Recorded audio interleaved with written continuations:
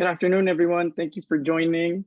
Just give us a few seconds here. Sorry for the delay. We'll get started in a second, okay?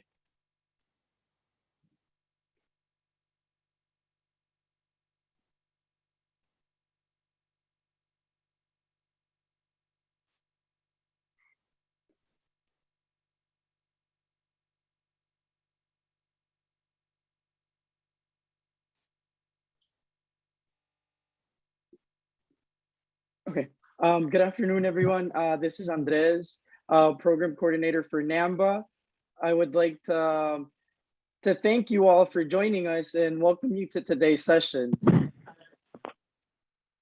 First off, I would like to give a special thanks to our Diamond Plus sponsors and partners at Class Valuation for their support and also for hosting this webinar. I would also like to remind everyone about our Connect tours coming up this spring. We are very excited and we hope you can join us. Please keep in mind registration will be opening really soon on NAMMBA.org, so please be on the lookout for that. Without further ado, please help me in welcoming our moderator for today, Faith Schwartz with Housing Finance Strategies. Thank you, Faith, so much for being here today, and thank you to all you guys. I'll just go ahead and turn my camera off and hand things over to you, Faith. Okay, well, thanks so much. And thank you to NAMMBA for all the work you do in our industry. And boy, I'm excited to be with this group today. It's an esteemed group who's really well-versed in appraisal valuations and biases in the system. And I think we're going to have a really interesting exchange.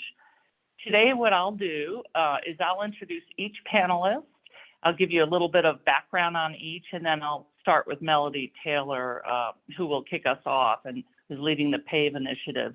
So briefly, Melody Taylor is a regional director for the Mid-Atlantic Office of the Fair Housing for HUD, and she long ago worked for the National Fair Housing Alliance, where Nikita is working right now, early in her career.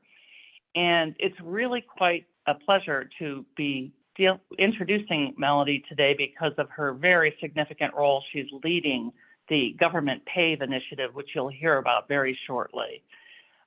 Nikita Bailey, she's the Senior Vice President of Public Policy for the National Fair Housing Alliance and was formerly the EVP of the Center for Responsible Lending.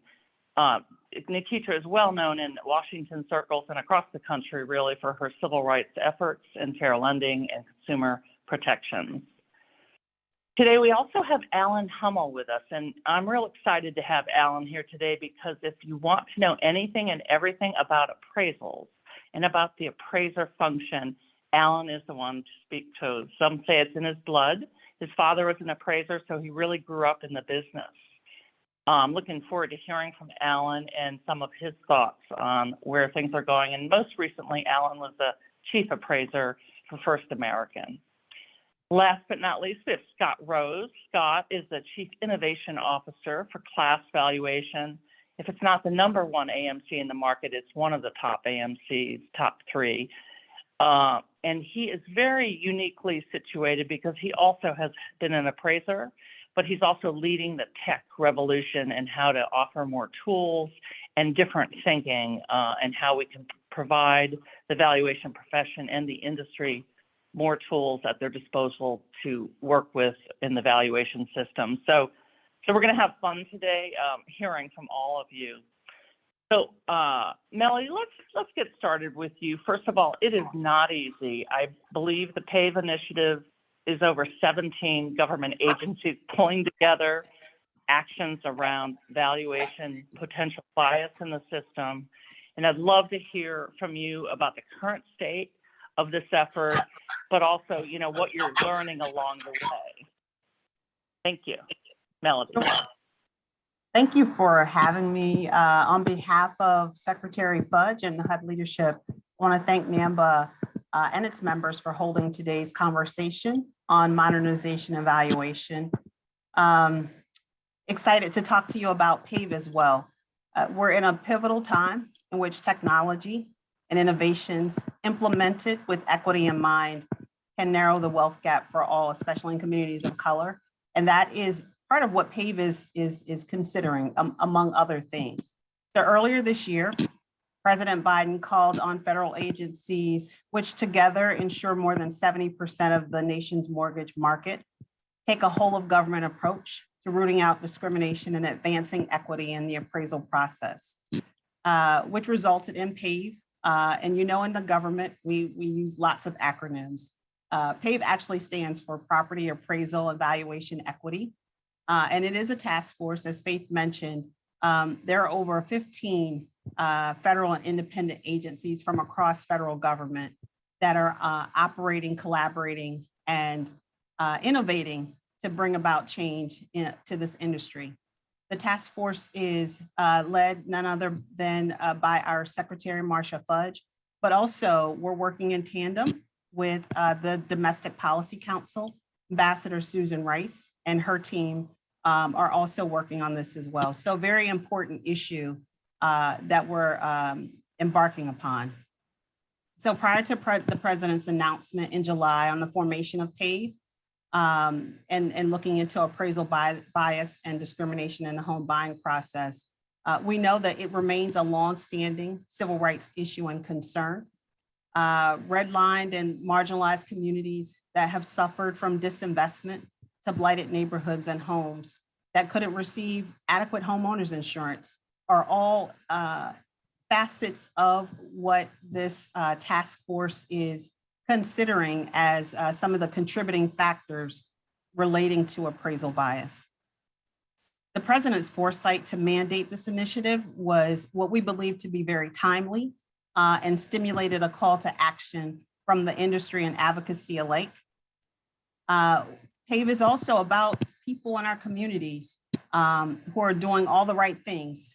So this is a consumer facing and an industry facing initiative. We want to help those folks who are, again, doing the right things, who are putting a down payment, they're buying, to buy a home, that are volunteering at places and working with nonprofit agencies to help their communities. We want to make sure that they get good information, that they understand their rights.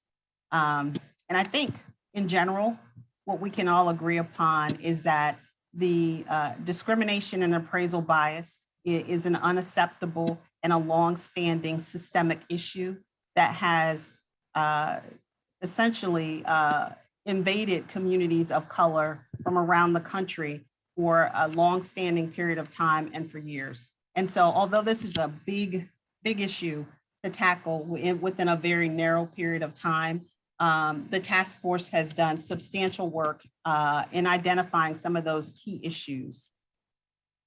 Currently, again, we've been aligned with we've been charged with aligning enforcement activities, working across those 15 agencies to harmonize regulatory action and develop standards and guidance that will help the mortgage industry and the appraisal industry alike in being able to make sure that there is accurate and equitable appraisals that are being given to borrowers across the country.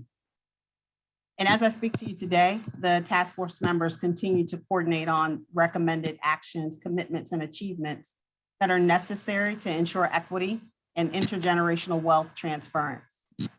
As the executive director of PAVE, I couldn't be more proud of the direction that this is going in. Again, a huge issue, but we're looking towards solutions.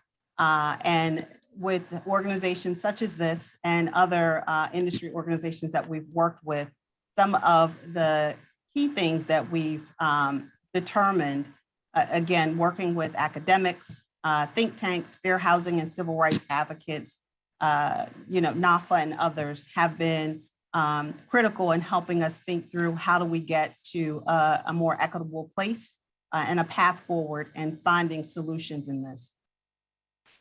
We found that PAVE has served as a catalyst in the recruitment of industry, being good corporate citizens. So we've had meetings with lenders and meetings with the appraisal industry, many of which have submitted proposals to PAVE and to HUD and DPC leadership.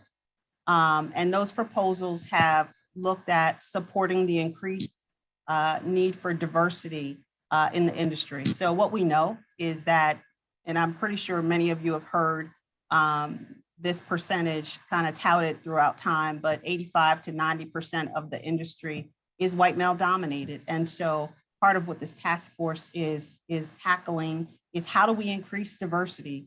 How do we get people into the appraisal industry? What are some mechanisms in which we can create for historically Black colleges and universities or minority serving institutions? Does it take the number of hours that's being required now to get into becoming an appraiser? Is that necessary? Can we look at it differently? So we're looking for organizations such as this and to have partnerships as we rethink and how we approach the appraisal industry. There are other recommendations on the table to require fair housing training for appraisers. Right now, it's not a requirement.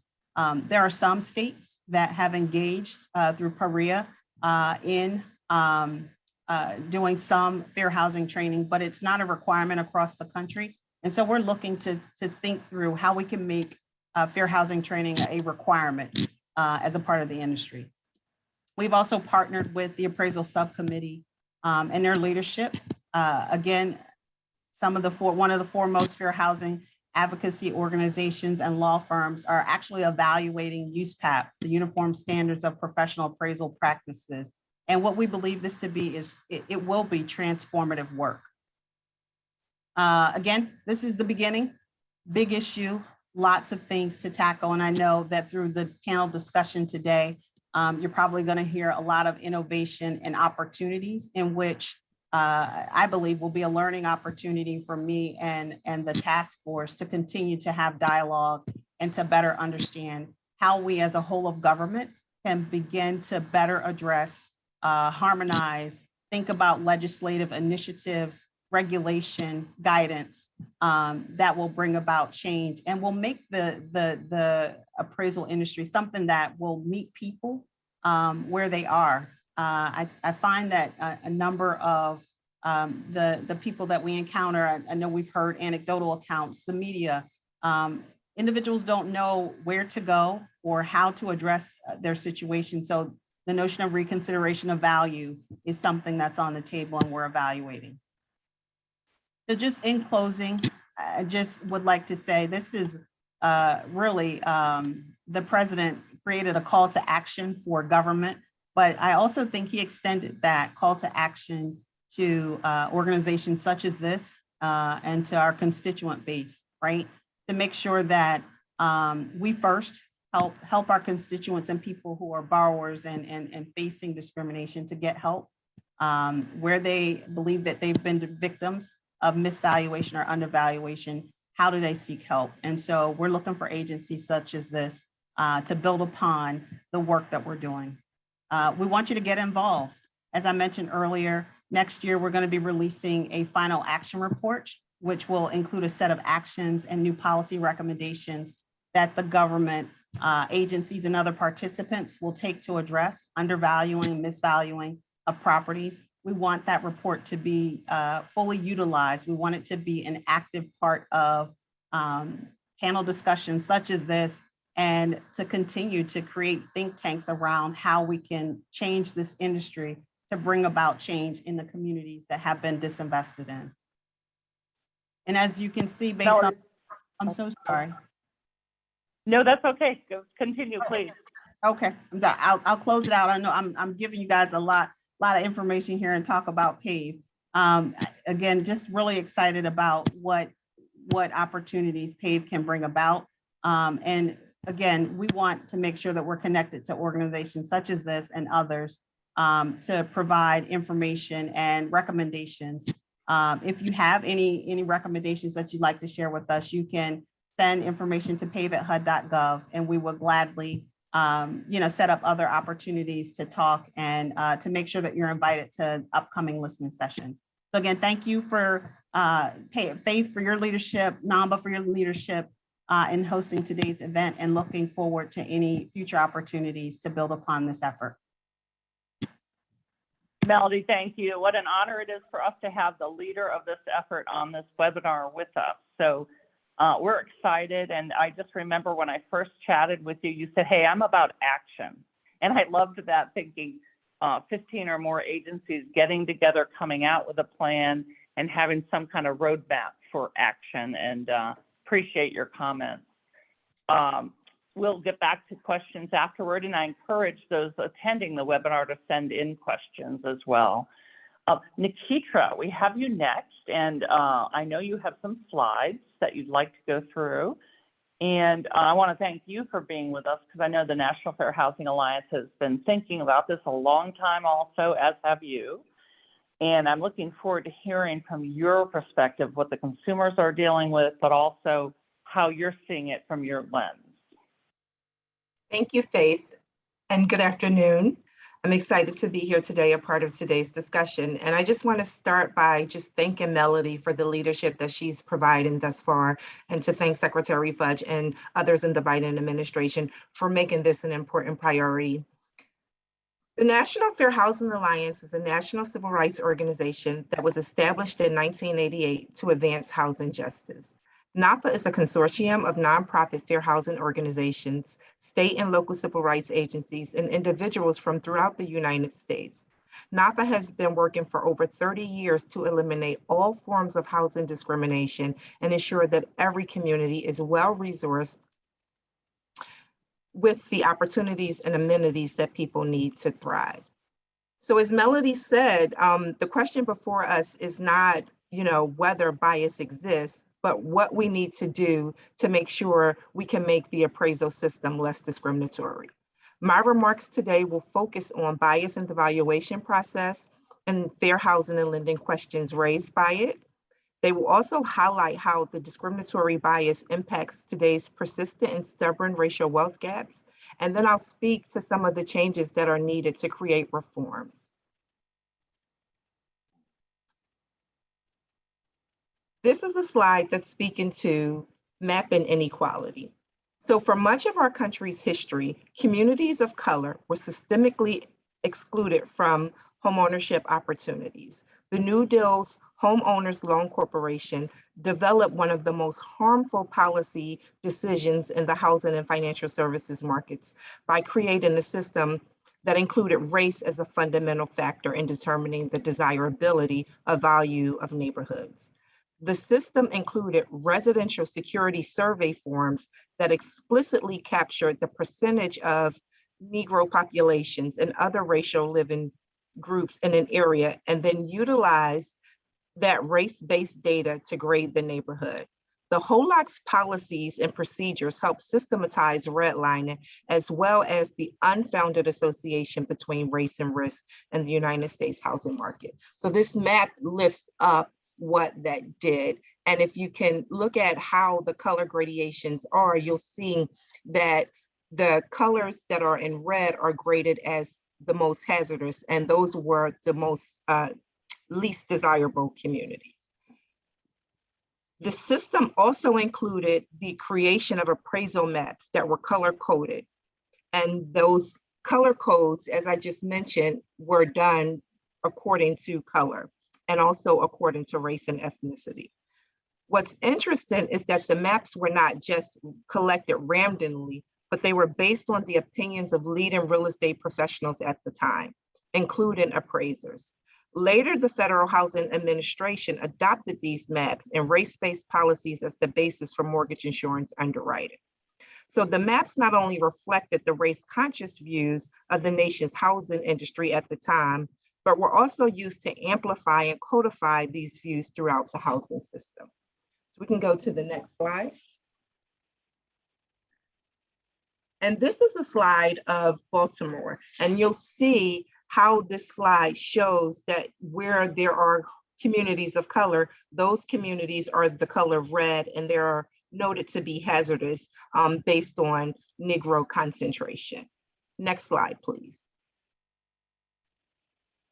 So appraisal principles and practices perpetuated an unfound association between race and risk. And I want to just focus here on the actual words themselves, because oftentimes when we have this discussion, people are saying, why are you looking back? What is it that you're looking for? And what looking back does for us is it allows us to see the actual policies that were developed for the exclusion that we continue to deal with today. And I won't speak through all of these, but I will highlight the third one, which is from the FHA underwriting manual. And as you see, it notes that neighborhoods are incompatible because of racial and ethnic differences. And this is something that has become a central part of residential segregation in our country.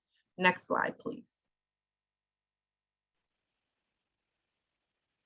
And what's really challenging from the maps is the reality that this residential segregation has resulted in today's racial homeownership and wealth gaps. As we all know, homeownership is a key to building wealth in our country.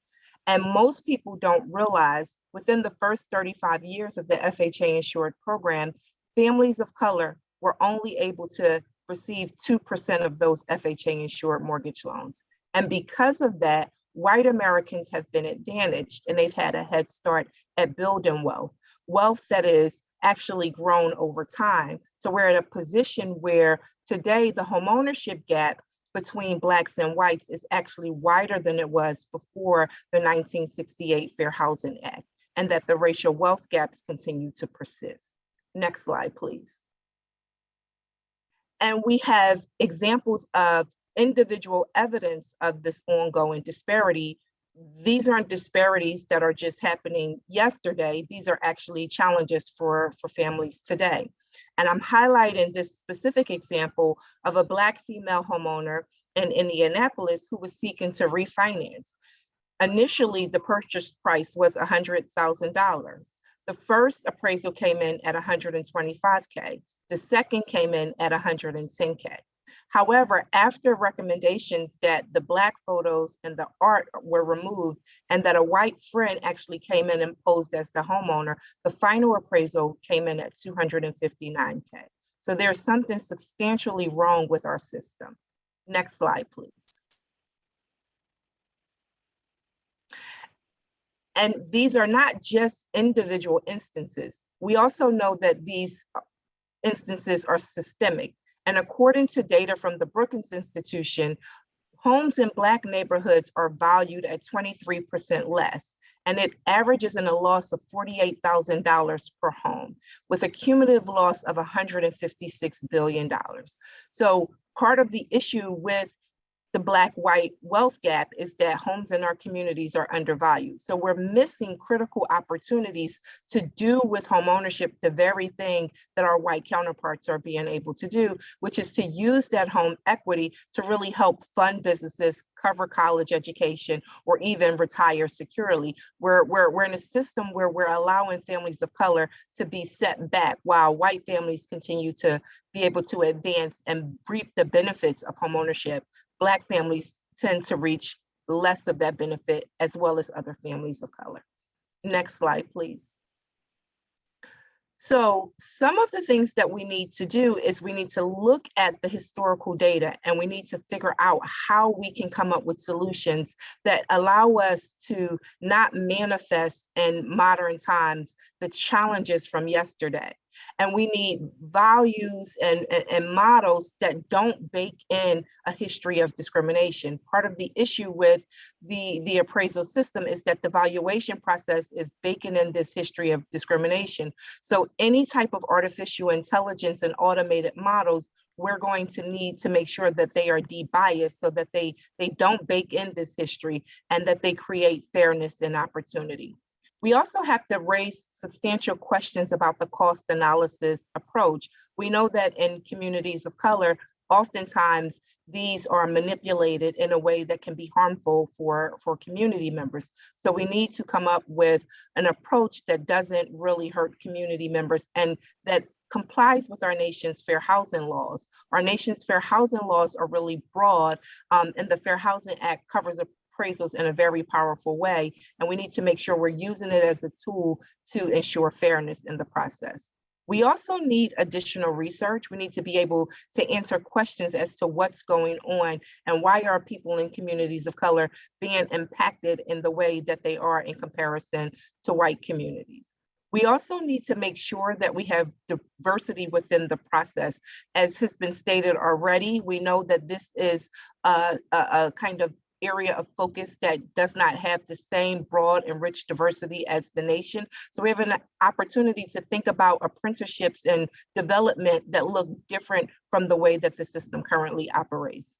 And then finally, we need to ensure increased supervision. We need to make sure our nation's fair lending laws are being fully enforced, and we need regulators to act. And I'm looking forward to the Q&A when I can get into some of the things that FHFA can do to really be a force here. So I'll pause there and turn it back over to Faith. Oh, thanks, Nikitra. Very insightful and a lot to think about.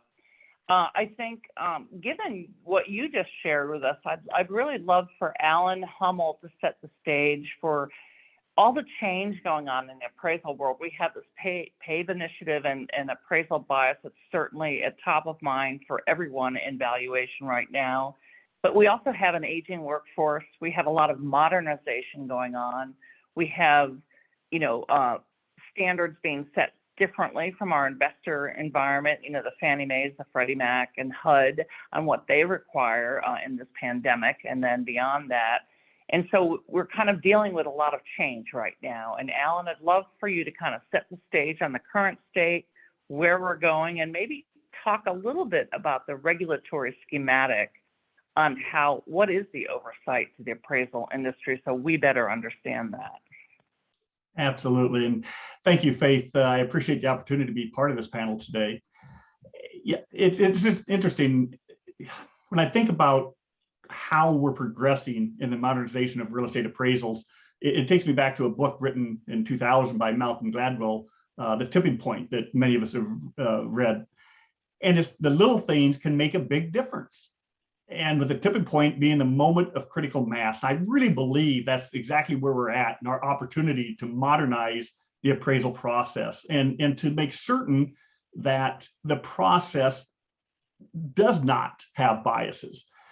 I believe that's where we're at with the demand for appraisals today, the desire by both the appraisal community and lenders that the appraisal process be more efficient. Technology that was frankly very expensive and somewhat clunky is now more cost effective to implement and reasonably seamless to integrate. We're at a time where the market is demanding a greater transparency as to how the opinion of value is developed and supported. I believe the outcome of this tipping point will allow us to keep professional appraisers involved and centered in the appraisal of real estate within the lending process, that we'll be able to provide efficiencies and transparencies that are beneficial to appraisers, lenders, and borrowers alike. Give you one example is the fact that reconsideration of values, RLVs, have skyrocketed. They're coming from lenders and agents concerned that the opinion is not supported, but also from borrowers that feel that the comparable selection was biased, resulting in unfair valuation. And I really believe the increase in the ROVs is a symptom of a larger problem, the lack of transparency within the appraisal process, within the appraisal reports themselves, which truly allow readers to understand how the opinion was developed. In most mortgage appraisals today, we utilize the industry required forms. The appraiser displays 3 comparable cells utilized in developing their opinion. Now, many appraisers do add additional cells and listing as supporting documentation. On the form, when I speak of the form as the Fannie Mae form, Freddie Mac, VA, FHA, they all use the same form for residential appraising. It does ask questions such as how many comparables were offered for sale in the neighborhood in the last 12 months, and what was the sales price range of those comparable properties that did sell. So there's no lack in transparency as to what the appraiser did consider, but where concerns arise is what sales didn't the appraiser consider? And of those sales used, were they truly from comparable neighborhoods? And this is what we hear in some of these cases where bias has been alleged, and in some cases shown, where the appraiser maybe didn't use what others felt were the best comparables, or they've selected sales that provided bias because of those selection of sales, because they went to neighborhoods that maybe weren't comparable to that of the subject neighborhoods. Implementing technology that exists today can provide a greater transparency into the selection of sales and support as to why they were deemed comparable.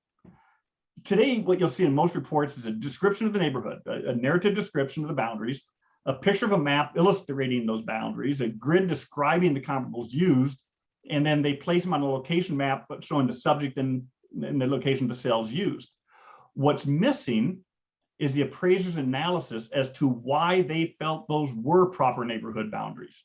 And as importantly, what cells in the neighborhood occurred, but not included in the appraisal. So if we look at technology that exists today, we can provide a much greater transparency into the selection of cells and support as to how the neighborhood boundaries were developed and to why the cells selected were deemed comparable. But let's start with defining a neighborhood.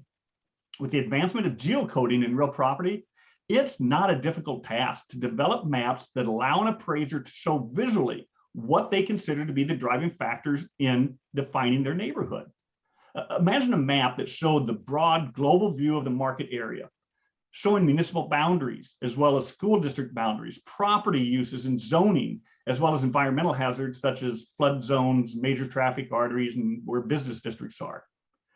Then we can layer on top of that heat map, showing where are the residential properties throughout this defined area, and place the subject property on that map. From there, it'd be easy for an appraiser or any reader of the report to define and understand the subject's neighborhood using objective, critical infrastructure that really defines the neighborhood. Once this neighborhood is critically defined, the appraiser could obviously attempt to find cells that were comparable to the subject property within those boundaries. And on those occasions where there are very few cells similar to the subject, this map, this analysis would serve as further purpose for helping the appraiser identify what are other similar neighborhoods in the market area, and if necessary, defend their use of particular cells outside of an immediate neighborhood, showing that selected cells were in fact in competing neighborhoods, meaning they have locational characteristics similar to the subject. This type of transparency would help answer questions as to why did you use cells in that area, but not this area?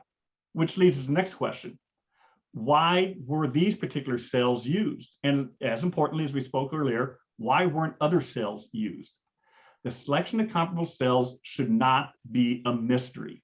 In today's existing technology, the appraiser's thought process and their comparable cell selection can be easily documented and illustrated. The process is actually fairly simple.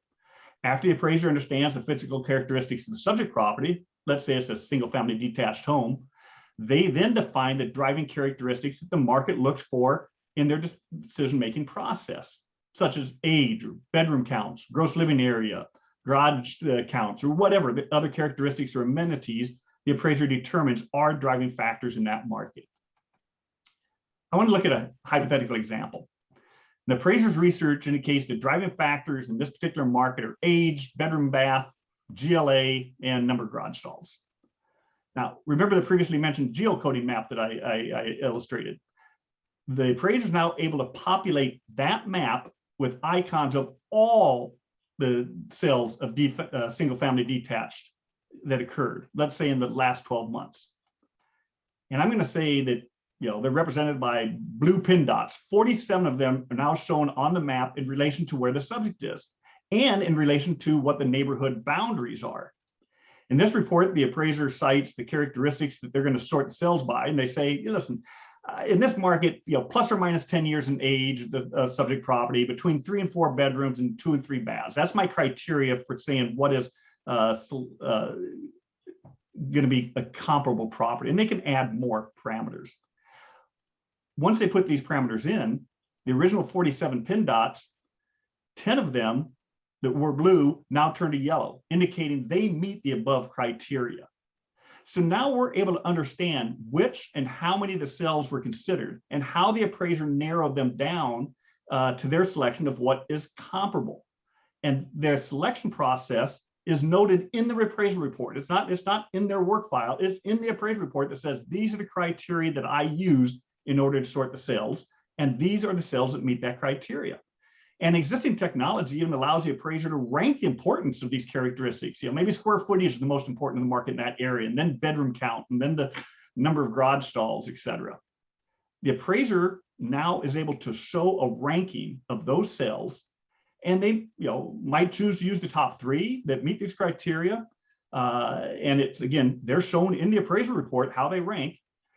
Or they may indicate that I'm going to use the top 2 because they illustrate the physical characteristics, but I'm also using the 5th ranked one because, like the subject, it also backs to the park. Okay, so able to, again, with transparency, show that I did consider all these cells. This is why I used these. It allows the appraiser to document their thought process in the selection of the cells. It allows the reader to report, to the reader of the report, to understand what cells were considered and why others were not considered. And it illustrates on the map the cells utilized were in fact in the subject's neighborhood of defined characteristics. Or if a cell was located outside the immediate neighborhood, then it was located in a similar neighborhood. And I believe it goes even one step further. It would allow a question to be raised if there were cells that met the identified characteristics of the subject's neighborhood, but the appraiser did not utilize those cells but chose to go elsewhere. Why? Quite frankly, I believe what I described as a process that most appraisers use in developing their analysis of opinion today.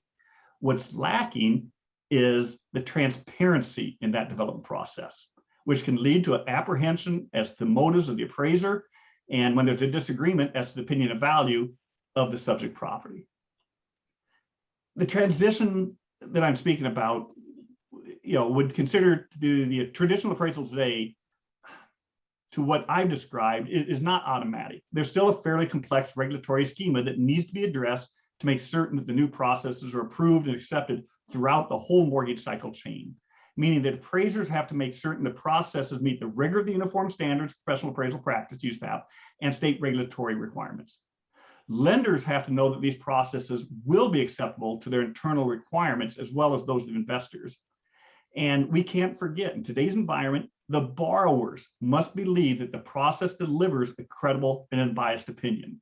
And by providing this type of transparency, I believe that it will allow for others than just the appraiser to understand what that thought process was and be able to point out the what, wait, why did you not select or look at these particular cells. My opinion, that Scott's going to be a lot closer to the existing emerging technologies. This is just an illustration of one of the areas that I think that the modernization of appraisals can go a long way in making certain that we have fair and unbiased appraisals, Faith. Oh, thank you, Alan. That gave us a great grounding, and it would be great to wrap our discussion here up and then open it up for some questions up with Scott, who is mindful of all the appraisal issues and processes, but also pushing and leaning forward on tech and data modernization and transforming this market. And Scott, why don't you tell us a little bit about your efforts and where you think we're going? Well, thanks, Faith, and thanks everybody for your participation today. I kind of get the benefit, I guess, of going after everybody, and there's just been little pieces from each of you that really stand out to me. And Melody, you mentioned the call to action, and I'm the first to admit, I think sometimes these topics, these conversations are uncomfortable for some of us, and maybe even more so those of us who make up some of the demographics of the majority you mentioned earlier in your presentation. But that call to action is to all of us, and it's here. And Nikitra mentioned as well, the fact that this exists. And my good friend David Batney, I know he's always said, even if one person was affected, that's one that's too many. And it's time for all of us to be focusing less on the debate of whether or not it exists or not, and more on what kind of solutions we can work together as an industry, and what roles do each of us have to play to participate in improving this issue that we're all faced with today. So again, thanks everybody for that. And I also like to hear, it's very validating to hear Melody talk earlier, the things we're focusing on, innovation, enhancing the process and the technology used today, focused on expanding the diversity in the profession itself, and understanding the role each of us need to play in these processes. So starting with enhanced process, we've been working on modernization initiatives for the last several years, and there's a lot of opportunities within that, Faith, as you know, separating the data collection from the process of the appraiser and bifurcating that process, allowing the appraisers to focus on the analysis that Alan was just talking about. And as he mentioned, capturing those physical characteristics using an alternative third-party labor force. And we can leverage that also to bring more diversity into that network of the third parties. And it allows us to not have the appraiser necessarily have to interact with all of the homeowners on every transaction that they participate in, and kind of creating more separation there. And maybe more importantly is what this has done is it's really brought the ability for us to apply technology to this process of capturing those physical characteristics that Alan was talking about. We now can leverage advanced technologies that have been used for self-driving vehicles and other things, leveraging computer vision. We can create virtual tours offering full transparency of that property. We can create detailed floor plans with measurements done to a standard that's repeatable. You could send 5 different people out and you can have the same 5 results every single time, leaving no room for human error or potential biases to exist. We can get the year, make, model match of all the major appliances in the home, spatial context and understanding of attributes that apply to the value of that property, the time and the place in which those characteristics were captured. And maybe most importantly, as I mentioned, it's repeatable, it's standardized, and it's fully transparent. And now we're providing the appraiser, we're presenting the appraiser these physical characteristics, this third-party information to base their opinions off of. And it's now no longer in control of the appraiser to present those physical characteristics themselves. Whether it's intentional or unintentional, through the appraisal process today, all we have are flat file images and some data in a form to understand those physical characteristics. Why shouldn't we be using technologies that apply full virtual tours that give complete transparency of that whole property and ensure no space was missed? Again, bringing those standards for measurement and other applicable aspects of that property. So we believe strongly in leveraging technology in this process, and we think there's a lot of opportunity of separating that role from the appraiser and allowing the appraiser to address and base their opinions off the data that's being provided to them. Next is really expanding the diversity. At CLASS, we're really focused on trying to help with this process. There's several different ways to do it. We're partnering with our friends at McKissick and others to support this. Things like Perea, with our technology that creates these virtual, renditions of the home. We can help support in their proposal to participate in the development of a Perea program with virtual reality and other techniques we can use to really help expand and bolster those programs. Building a staff program where we're bringing trainees also into the profession and focused on diversity within how we're bringing those folks into our profession. And we can leverage these technologies to bring more credibility to allowing these folks to participate in the field without that supervisory supervision that so many lenders have required over the last 10 years, which has caused a big barrier to entry for trainees into our workforce over the last 10 years since the housing crisis. We can create through our staff program a blueprint and the best practices that we can share with our panel appraisers so that they can bring trainees into the profession. And we can have incentives for those panel appraisers who are showing they're bringing diversity into our profession by providing them with more opportunity for volume and for work to come their way.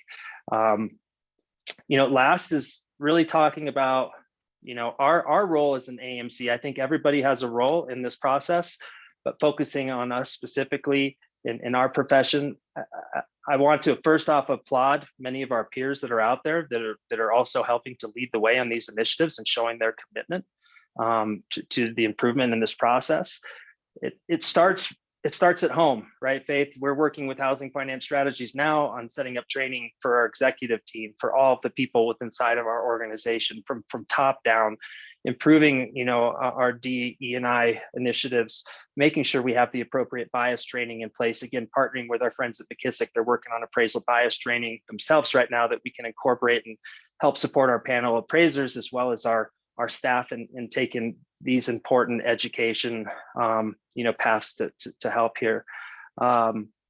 Growing the network of appraisers. We have a big opportunity as appraisal management companies to do this. We have the distribution network, we have the volume of work, we have the partnerships. We have so many great lender partners right now who are saying they want to participate in supporting us as we incentivize our panel appraisers and others to bring trainees into the space in a diverse nature. And again, looking at the processes, I've heard our request, for reconsiderations come up twice now. The ROV process, Alan, Melody both brought that up. The technology helps with these very transparent virtual fingerprints of the property. They can help support that ROV process. Everybody sees the same property, the information that was captured at that time in a fully transparent fashion. So whomever's working through that process, they have this great data set to work with. Additionally, if second looks are necessary, it expedites that process because we can just allow another appraiser to get in there and view the same data, that was captured at that time and not have to go back and revisit the property to get an understanding and perform the appraisal services. So it can really help expedite that process. So again, really focused on what kind of processes we can put in place, our commitment to bringing in that diversity into our profession, and how we can focus as an organization to ensure everybody has the appropriate information and education necessary to participate and to help. Scott, thanks so much. And that was helpful. We have a little under 10 minutes left, and I do have a few questions for each of you. And I also would encourage anyone who wants to send in a question to please do, and we'll do our best to answer it. Scott, before I leave you, since you gave your overview and you have a great role to help influence the industry and move the dial on this really important topic, so we appreciate that in you. Talk a little bit about the importance of source data, but also authenticated data. That means we minimize that fraud. You really get certainty in what's being recommended for valuation, but also for investors, lenders, and even the borrower having the best opportunity to have a quality product. So absolutely. Thanks, Faith. I think thinking of authenticated source data, it's really, again, focusing on allowing the technology to do the work. Gathering high fidelity, comprehensive, and unbiased information about that property that it's not left to the human error or potential biases to be influenced. It's captured in a fully transparent fashion. We know exactly the time and place and when it was captured. And it allows for that source data to follow along the transaction for every stakeholder to have the benefit of leveraging and understanding the physical attributes that make up that property. So everyone has an opportunity to really understand completely what that property is comprised of. In our world today, what we get is just a partial view into that property through flat file images and some information that was captured while on site. And this is really about bringing a fully comprehensive view and insight into that property. It's unmanipulable. It's unmanipulable as well, Faith, right? Yeah, no, that's right. It removes the fraud and makes it a higher quality product. That's true for many of the front end data-driven elements in underwriting as well. Nikita, I know you've talked a little bit about FHFA, and you think there's a role to play for any of the housing agencies, but please share with us what your thoughts are on that. Sure, thank you, Faith. FHFA should conduct robust oversight of the enterprise's appraisal activities and monitor for potential fair lending risks, specifically in areas around discretion. We know that oftentimes when discretion is possible, that's where we see many of the challenges. So that's something that we believe that FHFA should really ensure that this discretion is really limited and carefully monitored. We also think that FHFA needs to make sure that the enterprises are using models that don't rely on biased data and are carefully reviewing for the fair lending risks of the data that they are using. We think that, automation promises opportunities, but we also are very concerned that automation and any type of kind of technological process can really have bias built in, and FHFA needs to be very careful and monitor for that. It also needs to make sure that the data used by the enterprises are reviewed for fair lending risks, including data used on historically underserved and undervalued communities. And then it needs to make sure that there's a data collection process utilized that looks for robust fair lending testing as well. And then finally, they should make sure that the research that's being done really looks at the process and its impact on communities of color, and they should release the data in the aggregate form to make sure research can be facilitated regarding communities of color. So those are some key things that FHFA can do, especially because the enterprises are not covered under FREA. So anything that FHFA does can have a really transformative impact on the system overall.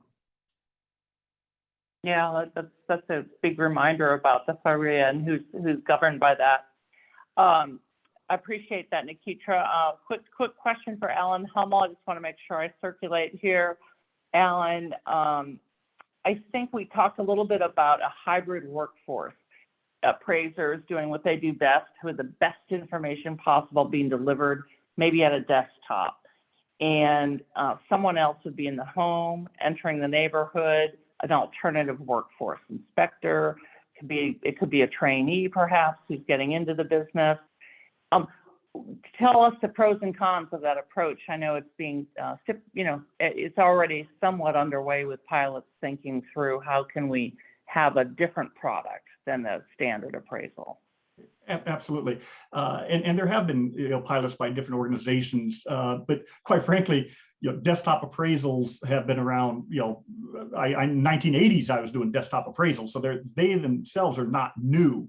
One of the things that we have to make certain as we look through this process, number one, I am an advocate for the process, but I do believe that we need to make certain that those individuals that are doing the property inspections, doing the property data collection, are known individuals, that there be some rules and regulations or standards applied to make certain that they also are held accountable for the data production, that they're ethical in their manners, that they are competent individuals, that they're individuals safe to have in the households. So I'm not certain exactly what those rules and regs and standards would exactly look like, but we hear, as far as I know, this has never, ever, ever occurred. But you'll hear somebody say, oh, an Uber driver is going to go do the inspection. I don't think that is the intent, nor do I think there's anybody in a position of authority that would allow something like that to happen. So we need to make certain that they are properly vetted, trusted individuals that do this. And I believe that by doing that, number one, I think it'll open up the doors when we talk about the need for more appraisers and a more diverse. I think it's a great stepping stone, a learning position for individuals to start at that process to really understand the real estate and then evolve themselves through education and mentoring to being able to apply the valuation procedures after that. So I think it's a wonderful initiative that should go forward, again, with proper oversight. Yeah, no, fair enough. And Melody, we want to give you the last word. Your PAVE efforts are, we're all following it closely. Thank you for being inclusive and letting some of us join in your stakeholder meetings. I would say, I know you have a report that's due in early 2022, maybe February.